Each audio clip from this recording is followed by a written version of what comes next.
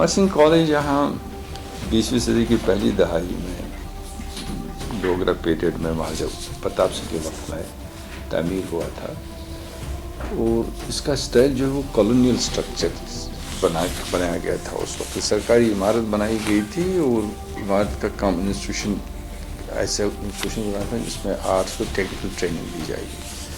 अब इंस्टीट्यूशन के लिहाज से हमें लगा कि हमको ये सारों को पता है एक बहुत इंपॉर्टेंट लेयर है कश्मीर में आर्किटेक्चर का।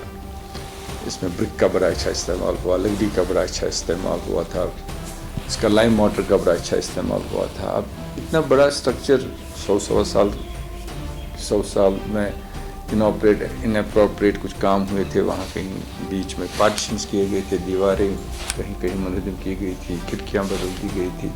तो ये एजुकेशन डिपार्टमेंट के साथ मिलकर हमने ये फैसला किया कि इसको कंजर्व करेंगे। कंजर्वेशन का मतलब होता है कि जो इसकी बुनियादी हैयत है उसको रिस्टोर करेंगे ताकि ये चीज़ें जो जिसका ख्याल पहली कंस्ट्रक्शन में हुआ था और बीच में उसमें दखल किया इंटरव्यून किया गया था वो ठीक किया जाए। इस बिल्डिंग को ओरिजिनल फॉर्म में रेस्टोर करने के लिए इसकी ग्लोरी और प्रेस्टीन को रेस्टोर करने के लिए एशियन पैसिफिक यूनेस्को की एक ऑर्गेनाइजेशन है for conservation of heritage and culture, तो उसने हमें इस अवार्ड से नवाजा है अमर सिंह कॉलेज। इस अवार्ड का मतलब ये होता है कि एशिया पैसिफिक रीजन में जितने भी ममालिक हैं वहाँ जो कंजर्वेशन के अच्छे प्रोजेक्ट होते हैं वो नॉमिनेशन के लिए भेजे जाते हैं।